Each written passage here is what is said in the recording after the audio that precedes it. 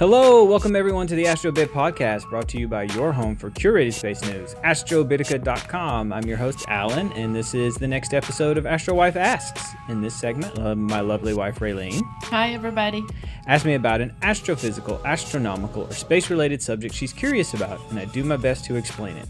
It's a fun way to dive into the wonders of the cosmos while keeping things approachable and conversational. So, without further ado, Astrowife, what do you want to ask about today? So today I would like to delve into the topic of myths in space and primarily like busting those myths. Mythbusters. Yes. I like Space Mythbusters. Space Mythbusters. I love that show. They're really good. But there's like a lot of popular misconceptions that are floating around about like space and the universe. So I want to ask you a bunch of those today and to see which ones are common and which ones are not. So the first one I have heard people say is that the sun is yellow or orange. Actually, our daughter yesterday told me the sun was yellow. So is it yellow or is it not? Well, yeah, we call it a yellow star, right? So there are several different types of stars, and the way you can remember the types, there is this, what's it called when you have like a bunch of words that mean certain things? Prefixes? No, not a prefix, not an anagram, a mnemonic. A mnemonic for how we remember what the types of stars are. So it's a little politically incorrect nowadays, but it's O, be a fine girl, kiss me.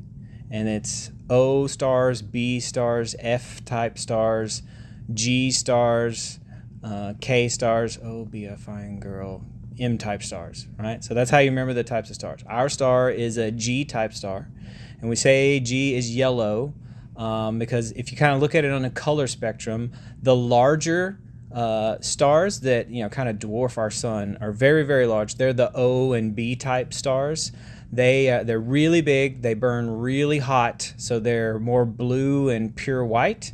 And then on the other end, the very cool stars, the M-type stars, are what we call red dwarfs. So they're very small, a lot smaller than our sun. They're a lot cooler, so they are in the red end of the spectrum. And our star is a G-type star. It's somewhere in the middle, and it is kind of yellow on that kind of spectrum. But all stars emit light in all frequencies, right? So when you have all light frequencies at once, it's white, right?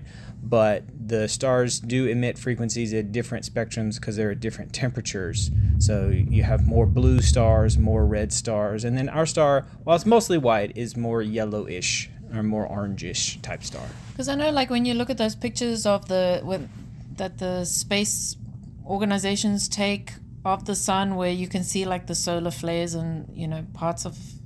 What do you call those?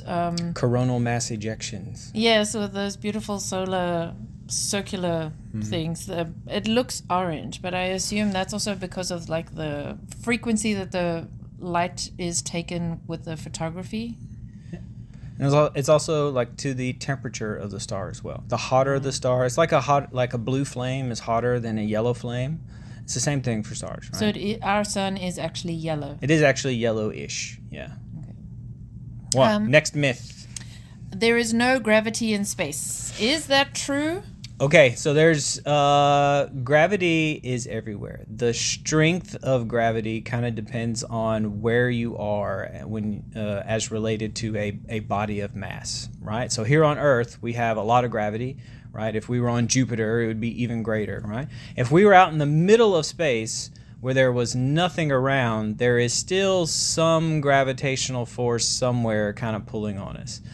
You can see this if you zoom out and you get like a super big picture of the universe. We have these things called voids, right? The most famous one is called Boötes void. It's huge. It's millions of light years across, and it's mostly empty because there are no massive gravitational objects there because gravity has pulled all the objects to other ends of the void, kind of opening up the center and creating this empty space.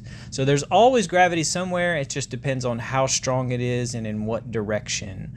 A fun example to think of is like on the International Space Station, right? When astronauts go up there, people think they're floating around because there's no gravity. No, there is gravity. Actually, there's quite a lot of gravity up there, just not as much as we're used to down here on Earth.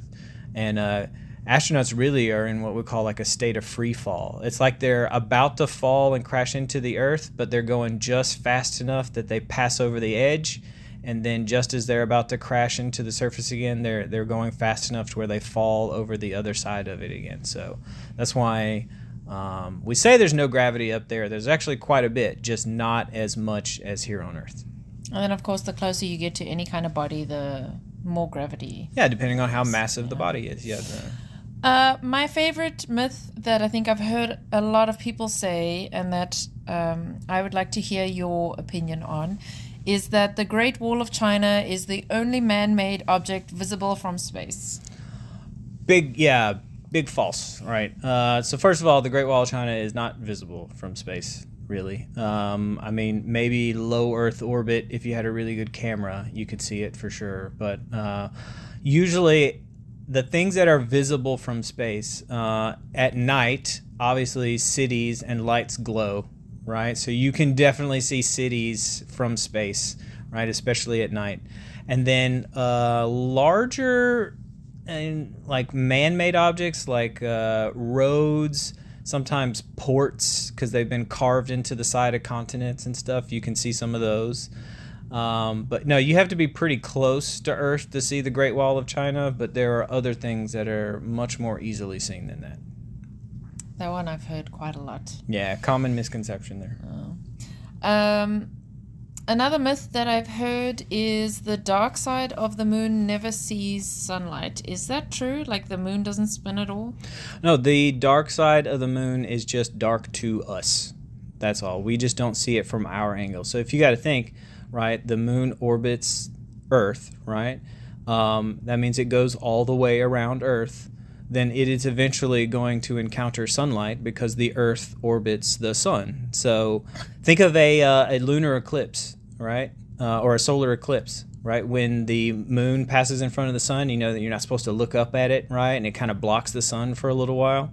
Well, the moon is tidally locked to Earth, which means the same face faces Earth all the time. Well, if it's blocking the sun, obviously the backside of the moon is getting absolutely blasted by sun rays, right? While that same face is blocking us. So the dark side, we call it the dark side of the moon because it's never facing us. We never see it from Earth. That's why it's dark. But no, it gets absolutely washed in sunlight. I remember there was this random like Futurama episode that I watched like years and years ago where Fry goes onto like the dark side of the moon, and it's like, yeah, it was funny. I don't know why I just thought of that. Another myth is that, let me think.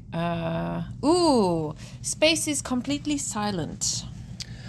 So sound waves travel through air, right?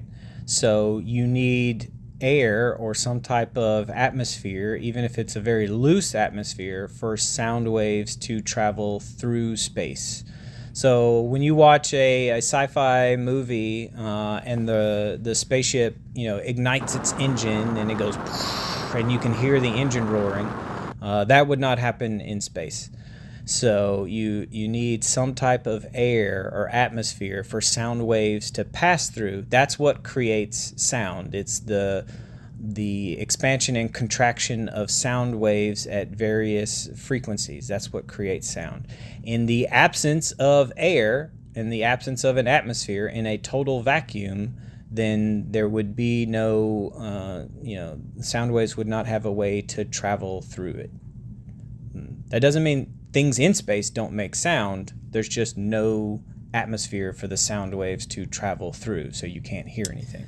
Is it true that even though sound waves can't travel through space, electromagnetic waves still can? Yeah, absolutely. So the electromagnetic spectrum, that is what radio waves, microwaves, light waves, X-rays, gamma rays, all of those things are just part of the EM spectrum, right? The visible light that we see is just a frequency of the EM spectrum. Radio waves, microwaves, X-rays, those are all just different frequencies of the EM spectrum. So if you look at the EM spectrum, think of it like a string that you stretch out, right? And it's just one string. The first part of the string are radio waves, and then you get into microwaves, and then you get into the visible light spectrum, right? Those are light waves. And then you get into X-rays and gamma rays towards the end, right? So obviously EM waves propagate through space, right? That's how light travels. That's how radio travels. And all those waves travel at 186,000 miles per second, the speed of light. They're all equal? It all travels at the same speed. There's a difference in the distance between the top of the waves, that's the wavelengths, and the intensity or the amplitude, that is the frequency. But yes, it all travels at 186,000 miles per second. Nice. One, I'm not sure if this is a misconception or if it's actually true. One of the things I've heard is that black holes suck everything in like a cosmic vacuum cleaner. We did that whole episode on black holes. Yeah. So. Some black holes do feed on the material that is orbiting it, right? Called its accretion disk. And sometimes matter falls into the black hole because the black hole's gravity is so strong, right? Nothing can escape, not even light. That's why it's called black, right? Because no light can reflect off a black hole, so we can't see what's inside there. Some black holes, gravity is more intense than others, so they feed more. Sometimes the accretion material is closer to the event horizon, the point of no return on a black hole, so more tends to fall in. Sometimes the accretion disk is further out from that event horizon, so fewer things fall in. So it's not like they really suck things up. It's more like things fall in. You got to think black holes are like a hole in the ground, right? Sometimes people or animals or something might fall in the hole because they venture too close, right? But if you're further enough away from it, then there's no chance that you fall into it. It's not like the black hole is going to like turn on like a vacuum and start pulling you in, right? Unless you get too close to the edge, in which you can't fight your way back out of it, and then you fall in. I think black holes are kind of like that thing that we were warned against as children, you know, like the quicksand, the Bermuda Triangle, like all these weird things. And everybody thinks like black holes are up there like vacuuming up space because, I mean... No, I get that for sure. It's not just like, oh, there's a hole in space, you know, things are falling in. Like, no, it's like kind of thing. I don't know. I think not enough knowledge about black holes is known. Speaking of which, when did we all just become okay with the Bermuda Triangle? I don't know. Like, there was a point when you're a kid when that's just like the worst thing. The worst thing. Where are all these ships disappearing? And then at some point, you're just like, meh. Why are we not worried about this anymore? Yeah. Also, not as much quicksand out in nature is what you get warned against. You think it's just absolutely everywhere because you're constantly warned against it, but apparently it's only in like a few spots in the world. And I actually read this funny article the other day about how that's like a purely millennial problem because that's like encapsulates our childhood. I get that. I feel that. Oh, so funny. Another myth is that you will explode in space without a spacesuit. So this is the idea because space is a vacuum and there's no air, right? Don't get me wrong. If you are in space without a spacesuit, you are going to die a pretty horrible death, right? It is not going to be fun, but you're not going to explode. It is a vacuum, which means all the air in your lungs and in your body will be sucked out. So your lungs will collapse, your chest will cave in as all the air will be sucked out of your body. Depending on where you are, whether you're close to a heat source like a star or something, it will, drop to the absolute coldest temperatures you could possibly imagine. Your eyeballs will freeze in your head instantly. You'll get super cold.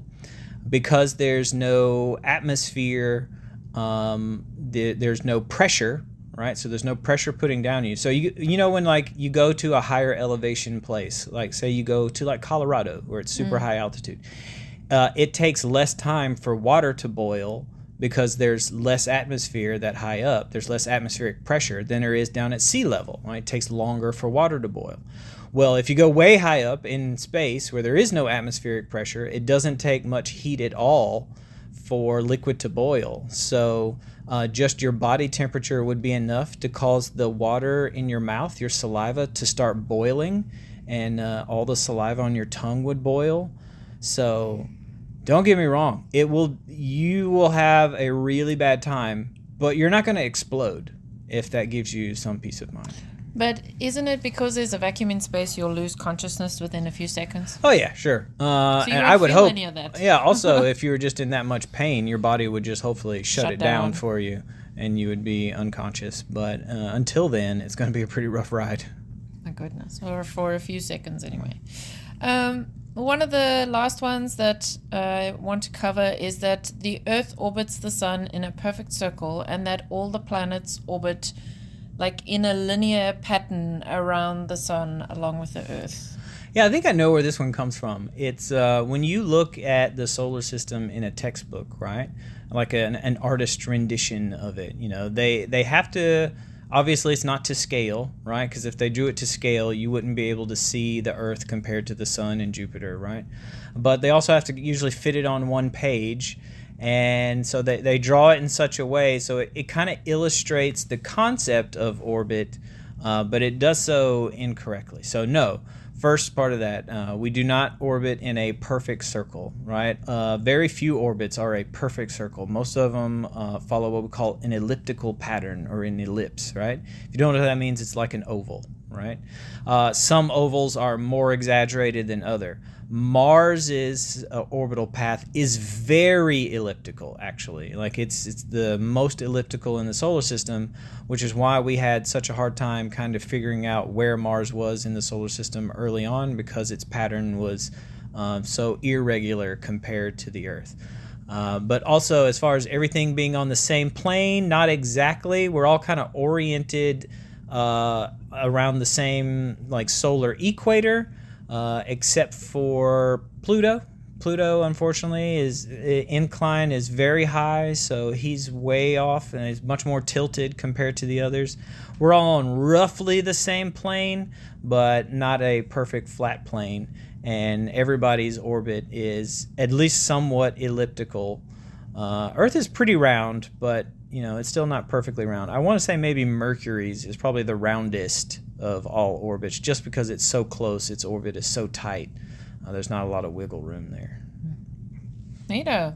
You know what we should do? We should do like one of these episodes every now and again and get people to email in their questions. That's true. If you want to write us a question you have about space, and you want me to try to answer it, you can submit those questions to publisher@astrobitica.com, and we will try to read them out on the next episode. That would be super fun.